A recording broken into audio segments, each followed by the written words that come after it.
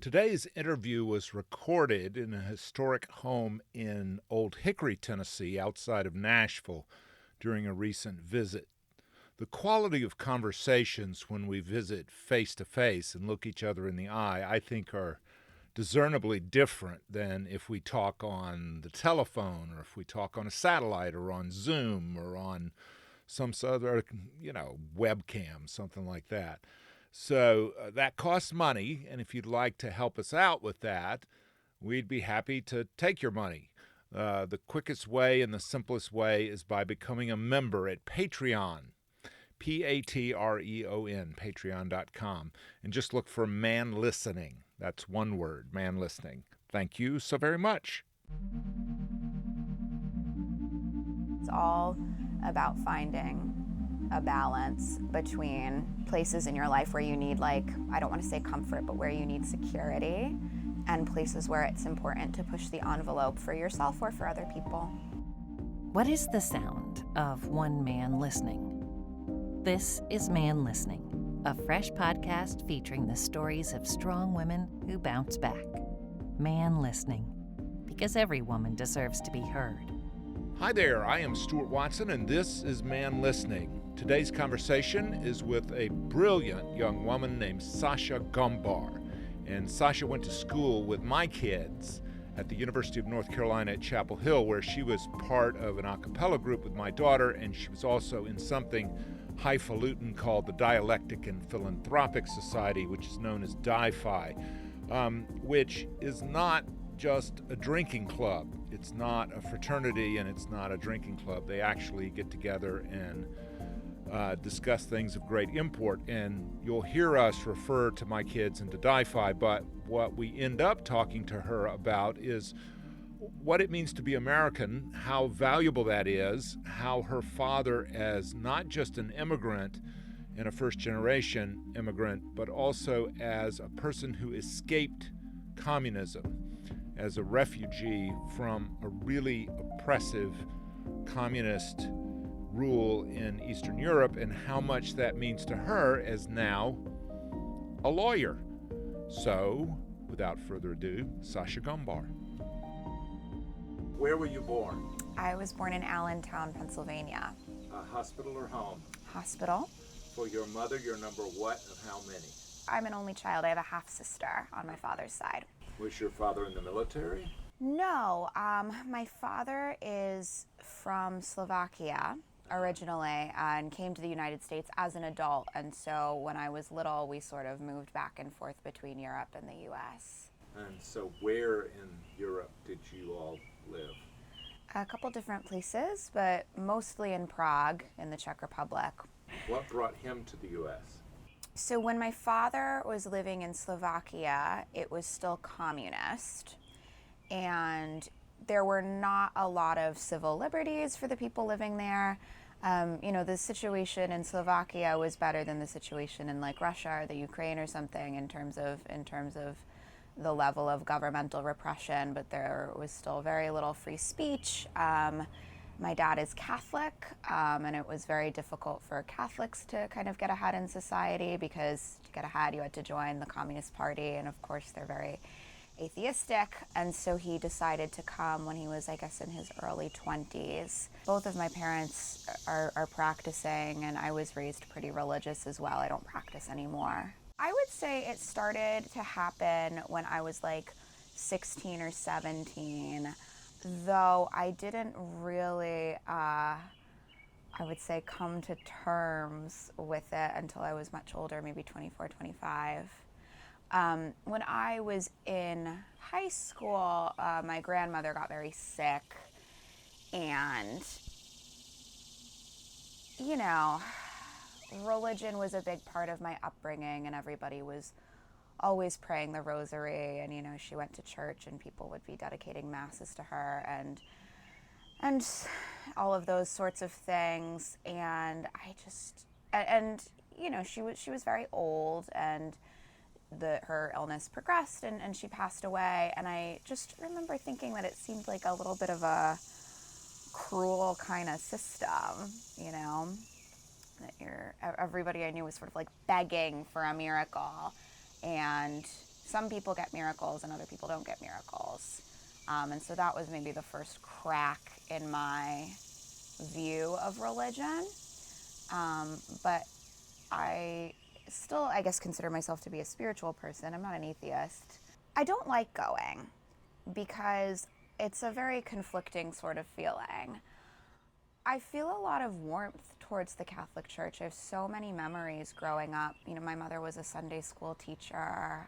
We went to church when I was little in Prague, and it was this, you know, big, beautiful Baroque cathedral with all the oil paintings and like the gold-plated sculptures, and I have memories of really being in awe of that, and so in some ways I find it very comforting to go back to church.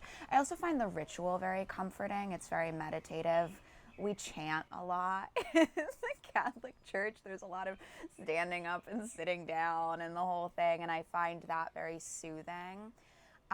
But I find that I'm not really able to quiet my mind at all, and maybe it's gotten worse since I've gone to law school, but you know, they'll give the homily and they'll say something and I'll be like, well, that just doesn't sound right. Oh, hold on, like, and you want to raise your hand and be like, well, hold on 1 second, I have a question.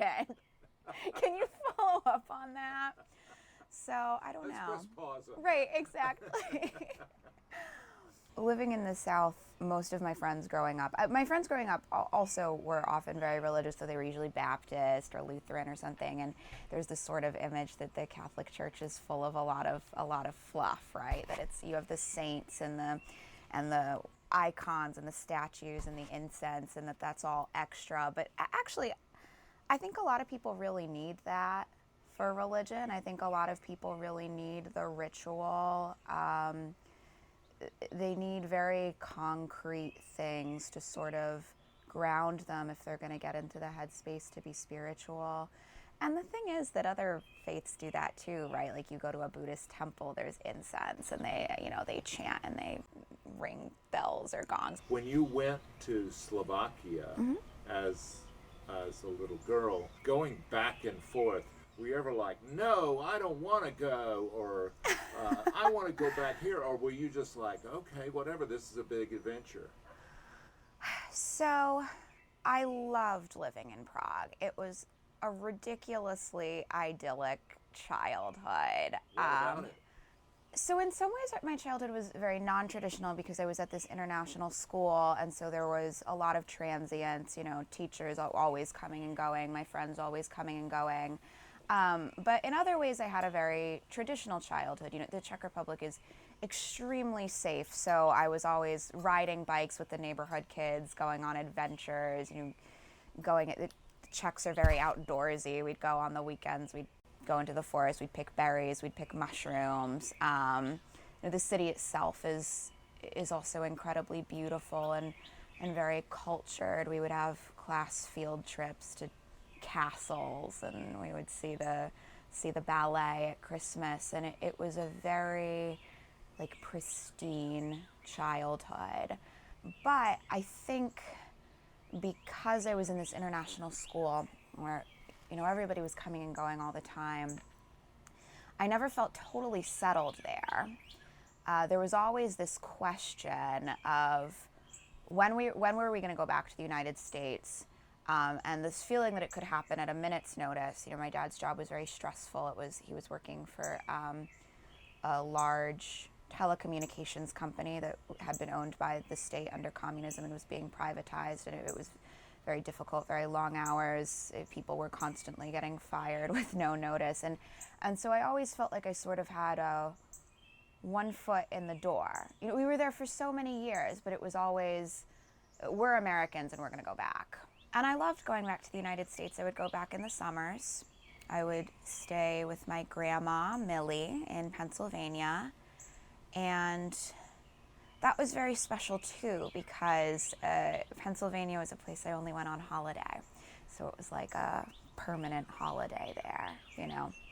When I think about it, I think about, you know, sitting on her back porch and catching fireflies. I think about how excited I would be to go to 4th of July picnics. And I also think a lot about the food because processed food had not really made it to the Czech Republic yet, and so I would get so excited to come to the United States and have things like Cheetos and American cheese and I don't know, like all of these things that are so bad for you. But I always felt, I think, a little unsettled and a little restless in the Czech Republic and was always waiting to go back on some level. How long was your father here before he became a citizen? You know, I actually don't know. It's not a thing that he talks about very often. Does he talk about what it was like in the old country very often?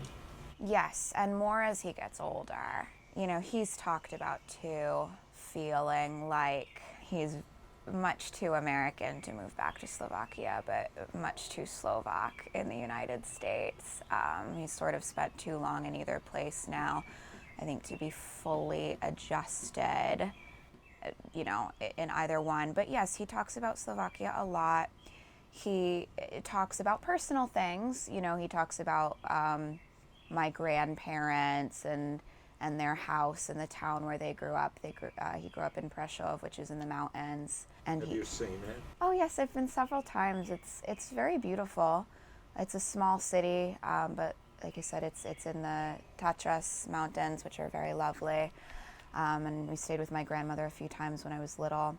And he talks about the reasons that he left as well. He has all sorts of stories about being like a young person with big plans and big ideas and feeling like he wasn't going to be able to achieve them because he didn't think the right things or believe the right things. And he also has lots of stories about going out and getting drunk and making jokes that he wasn't supposed to be making about the Communist Party and getting in trouble about it later. He also used to tell me this story, which was not a joke, but is something that I think about when he was in elementary school. You know, they're in school, and I like everywhere. You know, I think we talk a lot about Soviet propaganda, but like all countries teach their children civics. There's certainly American propaganda, right?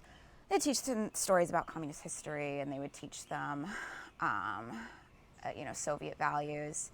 My father was for a while in like the communist Boy Scouts. They used to wear little, they were supposed to be like little baby Vladimir Lenins, and they would wear pins with a picture of baby Vladimir Lenin, and he was looking like very sweet and kind of cherubic, like the baby Jesus or something.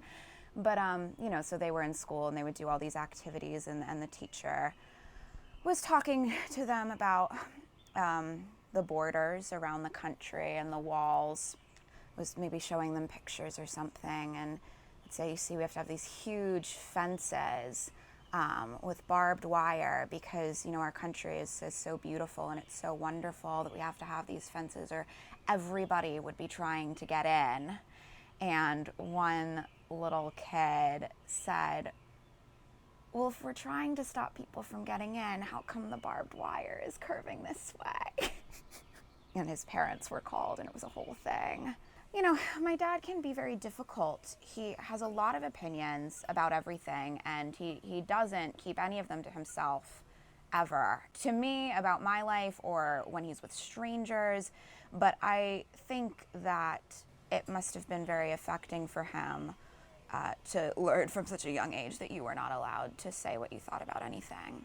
And that now he must really enjoy saying what he thinks all the time. Sasha walks into a bar and somebody says, this country is so bad, we might as well be communist.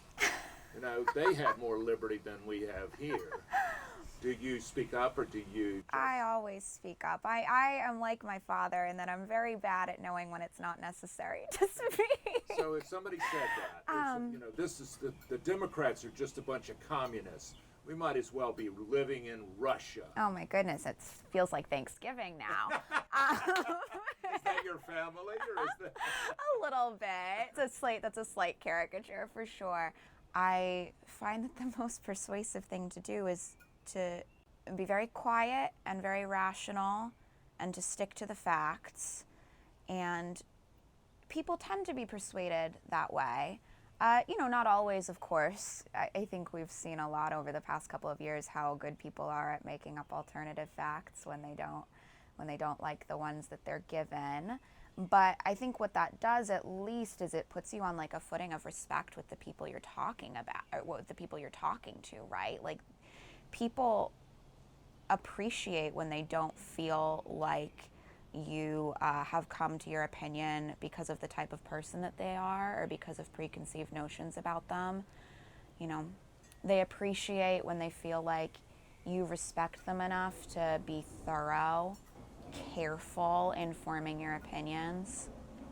For instance, well, my father grew up under communism, and Yes. he came here, and he's much happier.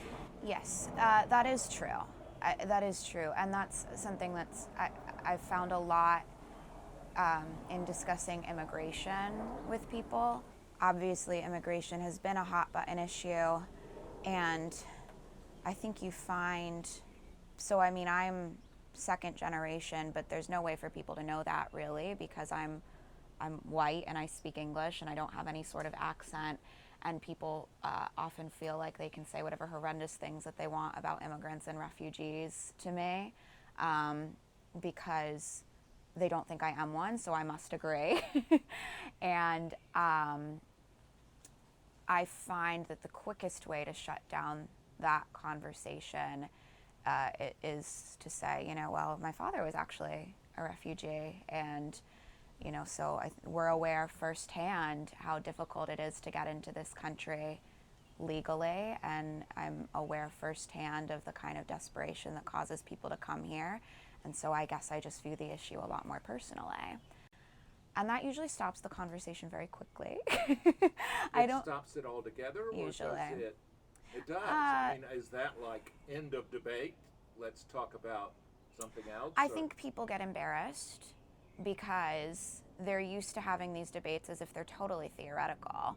You know, when they talk about the people that are, swarming our borders, they're not actually talking about that with any of the people who crossed over.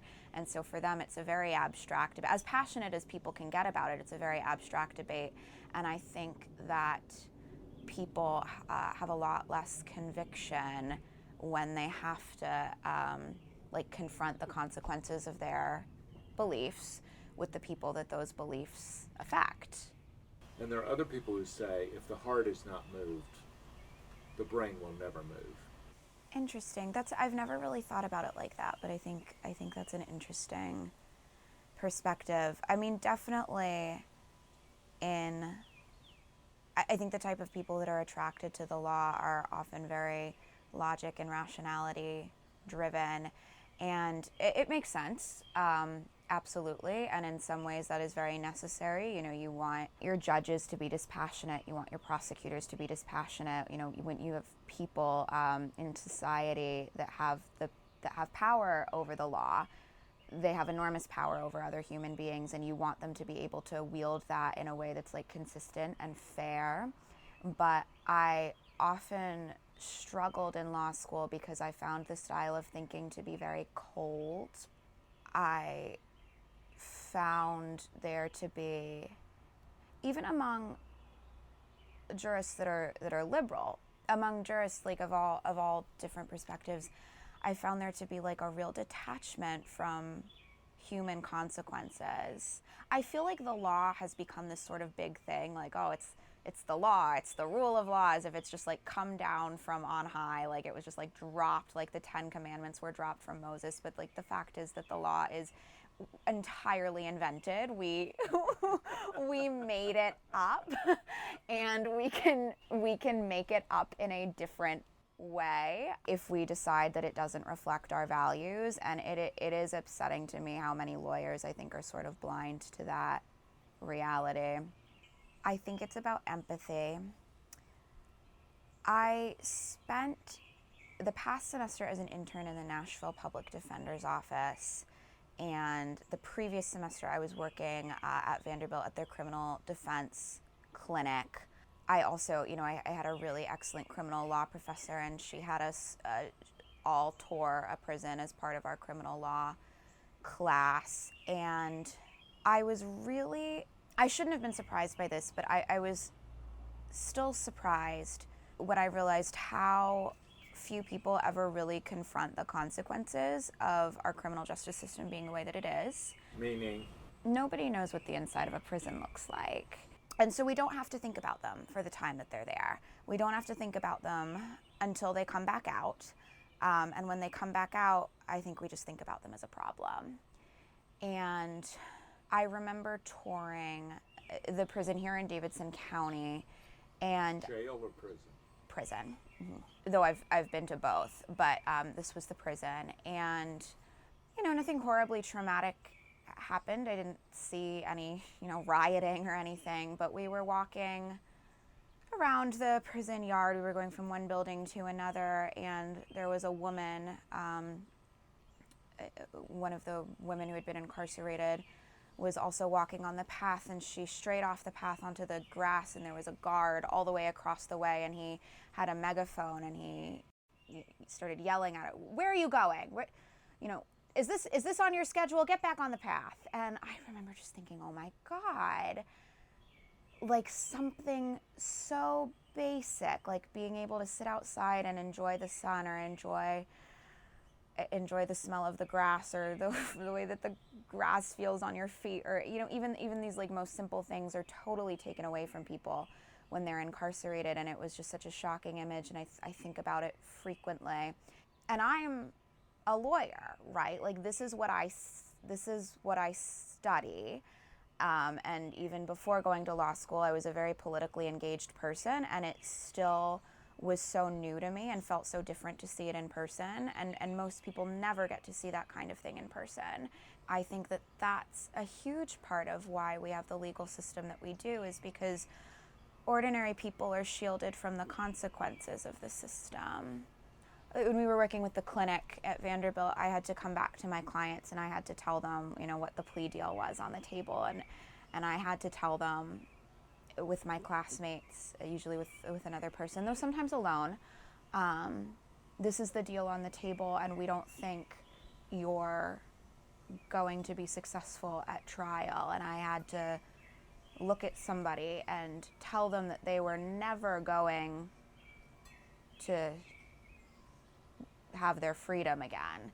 And these were people that I knew, right? Like these were people that I had grown to know. And I remember my one client, and he was a really talented guitar player. And I like to play guitar as well. And I was thinking about, how I like to sit outside on the front porch and play my guitar and sing and sit in the sun. And I remember looking at him and thinking, oh my gosh, you're never going to do that ever again. So it was life without parole?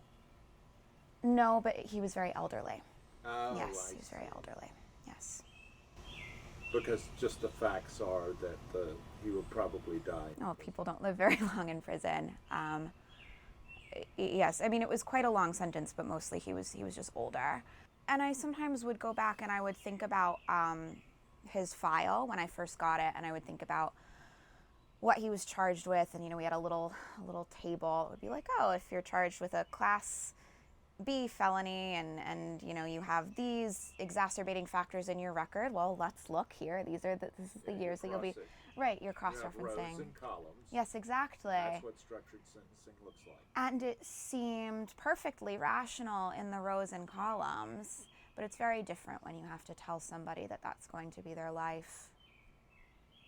And I don't know what the solution is, really. I mean, you asked me how to fix it, and instead of just talked about things that make me sad for 10 minutes. But well, maybe I should back up and ask, what attracted you to the law? It was a fairly practical decision. Yes and no. I wanted to get into public policy, and I thought that getting a law degree was the best way to do that. So, what kind of public policy? That's a huge area. I studied international relations, and I wanted to do something in that field. I don't even know what that means. I was interested in foreign aid. I was interested in human rights issues. I wanted to work at the State Department, basically. What is an issue that really speaks to your heart? Well, when I was in college, I studied genocide prevention. That was what I wrote my thesis on that. I spent some time doing research in Rwanda on the genocide there. You went there? I did. It was a really incredible experience. It's a beautiful country. It's a strange place, I mean, as you can imagine. but very pretty. So it was really cool, and it actually, I think, informed my views about the American criminal justice system, even though public defense is so different, because it was really interesting. What is genocide other than a mass crime, like incredibly large-scale crime? And it's mass murder. And so it's interesting to think about the way we deal with sort of like individualized crime in the United States versus the way that this very small, very poor, very vulnerable country recovered from like the ultimate crime. So we spent some time, we visited the tribunal run by the United Nations, which is like a very formal, westernized criminal court. And then we also spent some time in Rwanda learning about some of the kind of alternative judicial mechanisms that they have. And we did speak to both victims and perpetrators that had brought their, quote, cases through the system. The Czech Republic and Slovakia split, and it was phenomenally peaceful. Like, it's a total historical anomaly. I have no idea how it happened, and I don't know why more people don't study it, because the Czechs and the Slovaks are very different ethnically, and they have different languages and different religions. And the Slovaks have always been subordinated to the Czechs legally and politically, and they just sort of had it was like a very amicable breakup. They were like, oh, well, this just isn't working for us anymore, and they went their separate ways. And my dad, I think, is really proud of that. And when I was studying ethnic conflict, he would send me books and articles about Slovakia. Because he would tell me, like at one point I was doing research on Kurdistan, and there's been a genocide among the Kurds as well, and the Kurds are seeking their own country, and he would say, like, the Kurds should listen to Slovakia. They should see how we did it. So that was a matter of great pride. So your father was in the Slovak portion? Yes. And like sort of deep Slovakia. He wasn't in the capital. He was in a smaller city in the east, on the Polish border. As far as Yugoslavia, he actually went. He worked for USAID in the aftermath of the genocide, and he and my mother and I went when I was a very little girl and lived in Sarajevo. I don't know what he thought about in terms of there being a genocide in Europe, if that was something that was extraordinary to him or not. But I do think my dad is somebody that, like, maybe because of his own experiences, feels like a phenomenal amount of moral responsibility, and he refers to people from that part of the world as his Slavic brothers, and he does it completely unironically, which is lovely. And I think he felt a phenomenal amount of responsibility that this was a part of the world where there were other people from his cultural background experiencing a lot of pain. It was a part of the world he was familiar with. He escaped through Yugoslavia, actually. He used to have family vacations on the beach in Croatia. And so I think he felt a responsibility for that. I wonder, actually, that's an interesting question about whether he would have felt the same responsibility for people from a totally different cultural background. Well, what can one old white man do to, in a small way, facilitate a culture where it doesn't get to that?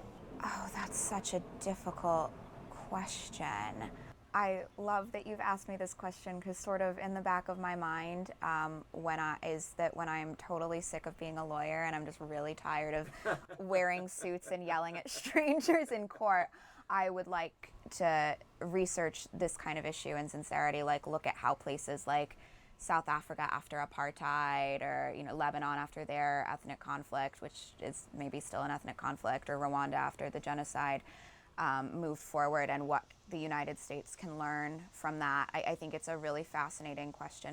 It's kind of amazing to me that people don't draw those comparisons more. Like you after last summer with the the protests around the movement for Black Lives, I listened to all these podcasts, and there were so many journalists and pundits asking how we move forward from this horrible racial conflict, as if nobody has ever tried to do it before, and we have to reinvent the wheel because we're America. We don't know what to do. Right, exactly. And I mean, we don't really know what to do, but certain other places have tried it through trial and error. There are a few things that I would say. So first of all, I think, And this goes back maybe a little bit to what you were talking about earlier about people sharing their personal experiences. I think that any change has to have a component that happens on the personal, individual, community level. What's unbelievable about Rwanda, so first of all, the genocide was very personal. Unlike, the Holocaust or something like that, a lot of the violence was not carried out by the state. It was carried out by individuals. It's kind of incredible. Like, these communities basically just rose up and people with no military background started killing each other. It's horrible. People still live in those same communities, right? And so a key portion of the reconciliation in Rwanda has been at the community level, and having these community-based, they're courts, they're called the Gacaca courts, but they're not courts in the way that we would traditionally think of them. There are no rules of evidence, there are no rules of procedure, but it's people coming before their community and explaining what they have done and finding ways to make amends for that. Those courts have gotten a lot of criticism because, of course, they're not very, there's no uniformity to them, to the way that so-called sentences are handed down or anything. There are very few rules in the way that they work. But what they achieve that a more traditional justice system can't achieve is forgiveness between individual people. And so I think that we need to start thinking about how to make change at the community level in the United States, whether that's through programs like, there are organizations and stuff that have these kind of community therapy sessions among people who commit crimes and the victims of those crimes, or whether it's just through being a fucking human being. And have you studied restorative justice? A little bit.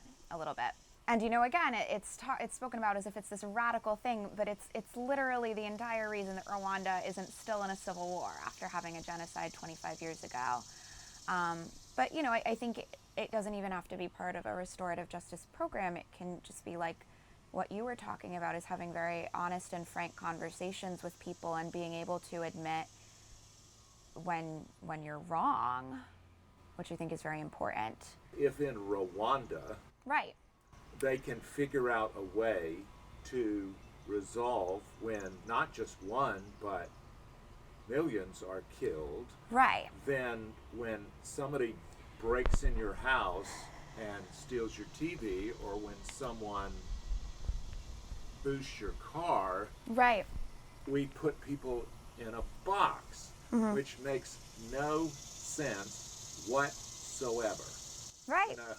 Exactly. That makes no sense. That's exactly it. Yeah, and I don't want to paint like a rosy picture. There are prisons in Rwanda, and people that murdered as part of the genocide did have jail sentences, but it was very different from, they were not life sentences. These were kind of community-based jails. They usually lived in a village and did like a practical work for the community. It was just a very different model, and it's a model that's like, I think, more forward-looking and thinking more about building things than getting even for things that have happened in the past. And you would hear people in Rwanda say, well, I lost my entire family, and there is nothing that will bring them back. So we have no choice but to move forward. It's like they reached such a point of desperation that it forced them to focus on the future in a way that I think is really powerful and inspiring, and in a way that I hope is replicable in other places. Samantha Power, you read any of her? Oh, I am obsessed with Samantha Power. She's my icon. Yeah. It begins with the notion that all is not lost. So when I had an internship once at like a civil rights organization, and they invited Vanita Gupta to speak, who is, I really don't want to butcher her credentials, because Vanita Gupta, if you're listening, I think you're a very inspiring person, and I admire you very much. But I believe that what she was the head of the Civil Rights Division in the Department of Justice under Barack Obama, and now heads up the Civil Rights Coalition, which is a nonprofit entity. And so she's just like she's a big deal. She said during this speech, and this was, gosh, right in the midst of the summer of 2020, that, you know, she understands why people feel cynical, and she understands why people feel tired, and she understands why people almost feel like guilty being optimistic. Like, oh my gosh, who are you to laud the achievements of Martin Luther King when we still have so far to go? But then she said, you know what? Cynicism is a luxury of the oppressor. And I really loved that. I like the idea that cynicism, I mean, it's not productive, and it can be such a cop-out. It can be, one of my law professors used the term, it's a manifesto for disinvestment. Cynicism is a manifesto for disinvestment. I like the idea that hope can be radical and optimism can be radical. And that it's not the same as looking at the world through rose-colored glasses. It's not the same as... It's hard work. Yes, it is. Hope is fucking Constructive hard hope is hard work. So hard. It is. Optimism with a purpose is hard. And cynicism is kind of a lazy way out. It's a way of saying, mic drop, I'm out. Uh-huh. Yeah, I agree. My son credited you with, and a couple of others, women, with changing the culture at DiFi. Oh my. That debating society, which used to have this sort of larger social purpose, wasn't just a drinking club, wasn't just let's get together, was predominantly male. Mm-hmm. And probably still is. Mm-hmm. And I'm wondering if there's something about women, something inherent to women that is sort of outward looking, is sort of culture building. As a very good, well-trained feminist, I don't like saying that there's anything inherent about either gender, though it is a thing that I wonder about. I certainly think that there's something about the type of woman that's attracted to and comfortable being in all male environments, the type of woman that's not intimidated by that.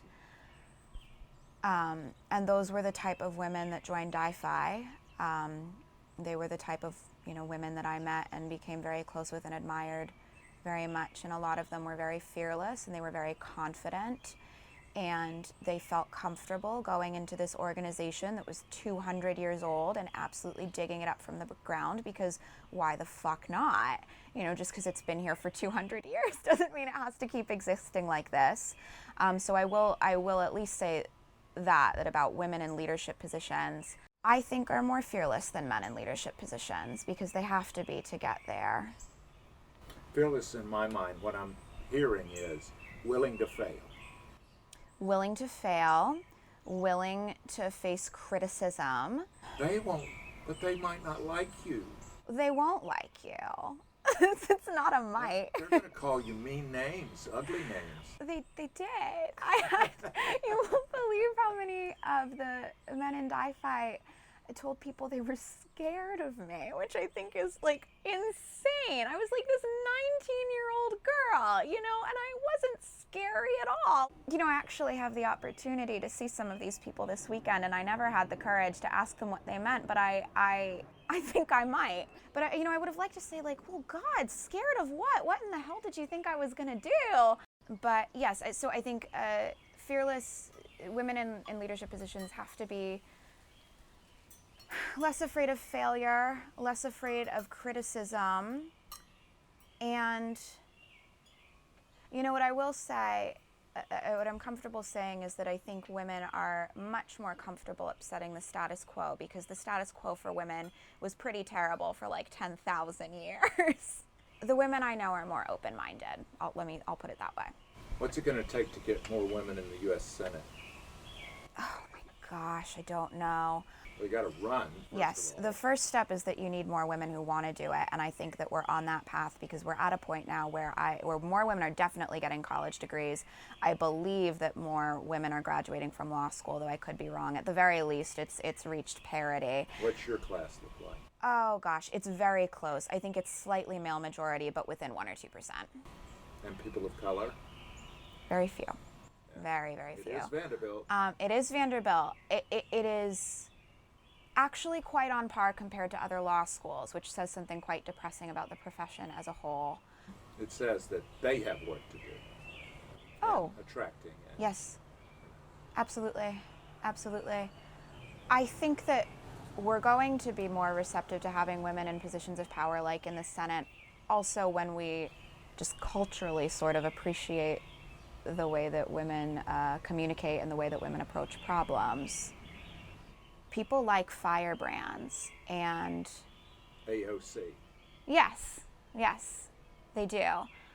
There aren't as many female firebrands, I don't think. But there were women who were building consensus, working behind the scenes, Yes. less interested in who got the credit, even, dare I say it, interested in finding ways for men to save face. I mean, that is a huge skill. To make a complete retreat look like a victory. To be able to dress that up and say, now you're a winner, see? Now you're a visionary. Yes, absolutely. And I think that, I hope that at some point voters are going to appreciate those kinds of skills. You know, I think about, when you think about like styles of communication and what styles of communication we associate with leaders. You know, I remember very vividly the debate between Donald Trump and Hillary Clinton, when he was sort of like stalking her all over the stage, and he was yelling at her, and he was literally like cowering behind her, trying to intimidate her. And I think about how many people thought that he was strong and brave and passionate, and she was sort of weak and boring. And I think that the ability to stay calm under pressure takes enormous strength and is so admirable, and is exactly what we need in people who are in positions of power. And but you know how to debate. If that I do. happened to you, and if you're standing up wherever in a law school class or whatever, and somebody pulls these theatrics, right? It's a distraction. It is a distraction. Totally undermining. What would you do? I would do exactly what she did, but she didn't get any points for it, did she? But then the flip side is, when you think about the debates between Donald Trump and Joe Biden, I also remember I remember the first debate between the two of them, and it was kind of a similar situation. Still the like yelling over somebody, and it was interesting to me that Biden got a great deal of credit for staying calm and collected. That was viewed as strong, and with her it was viewed as cold, detached, cowardly.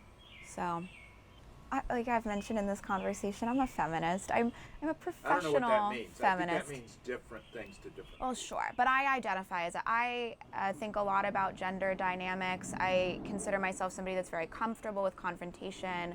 I've studied like assault and harassment in a very academic way, and it's still almost impossible for me when I'm in a situation where I feel physically intimidated by a man to say something in the moment. It's a completely different situation. And I think part of it is, no matter how much you study it, you're still in this incredible, you still feel this incredible shock when it happens to you.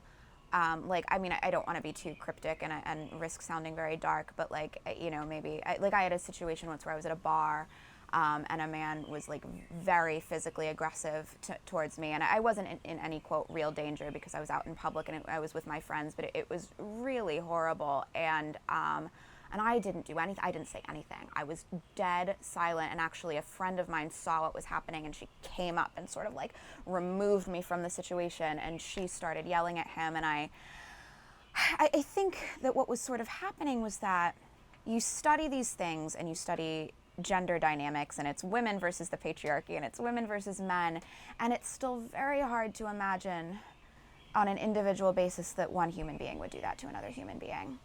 And I was looking at this guy, and I couldn't fully believe that this person, who was like ostensibly a normal person, thought that this was an okay thing to do to me, another normal person. I think that's part of it. I think the other part of it is that you are, even if you intuitively want to react, you're second guessing that intuition.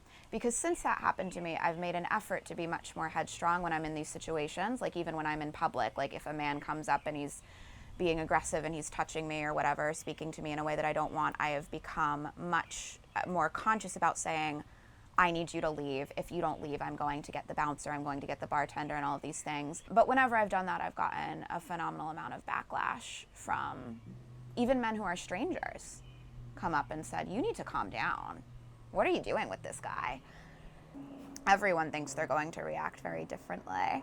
What are dads most afraid of? That their daughters are going to be treated the exact same way as they have treated other women.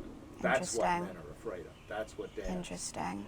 And I was like, holy shit, I have daughters now. Oh my God. Men really should behave better. Right. Well, it all comes back to the idea about empathy and everything hitting very differently when you can personalize it. If we get hit by lightning and the only thing that survives is this piece of audio, what is your legacy? What is my legacy? I'm only 26. I don't have a legacy yet. That's not true. Absolutely not true. I mean, you have a legacy at DiFi. You have a legacy with my kids. You have a legacy with the people you've been around. Even if you never finish law school, you have a legacy. I would like to be thought of as somebody that did the kind thing even when it was scary. Scary in terms of being scary because it wasn't popular. One thing that sticks out to me is in DiFi, I was part of a group of women that led the effort to get everybody trained in sexual harassment prevention, and it did not go well, and I was very unpopular after that. Some people learned some things. Well, they didn't do the training, so in fact they did not. But I learned some things about the type of environment I was living and working in, and I would like to be remembered for doing things like that, and then also things that were brave in other ways. You know, when I was in college, I traveled a lot to do research and to do volunteer work and to do aid work in places that maybe weren't easy to live, and were a little bit scary. A little bit, I don't want to say scary, but were a little bit uncomfortable to go to. And I would like that to be part of my legacy. I'd like to be remembered as a risk taker. The risk means to be a leader costs you something. Yes, I think so. It's not expedient. No. I think it costs you things personally. It can cost you things professionally, emotionally. I've been very lucky these past 3 years. I've just been in my little bubble in law school. Some leadership opportunities, but by and large, the law is a very, at least when you're in school, is a very predetermined path. Even most of your classes are chosen for you. And so I've been in a bubble where I haven't had to do very many brave things. And I'd like to, I hope. Disagree. Sitting opposite that old man. Oh, well, thank you. I worry very much about getting too comfortable in my professional career, because I have this degree now that would allow me to do something very cushy if I wanted to. And I'm trying to make a very conscious effort going forward to not do that. Well, you don't have to make it as hard as possible, though. There is such a thing as that's just true. Suffering for suffering's sake. Well, Catholics are very good at that. There's nothing inherently noble about suffering. You're absolutely right. It is inevitable as human beings, but there's nothing inherently noble. That's called masochism. Exactly. No, you're absolutely right, and it's all about finding a balance between places in your life where you need, like, I don't want to say comfort, but where you need security, and places where it's important to push the envelope for yourself or for other people. Yeah. You're not going to help anybody if you're dead. That's very true. Or if you're burnt out and sad.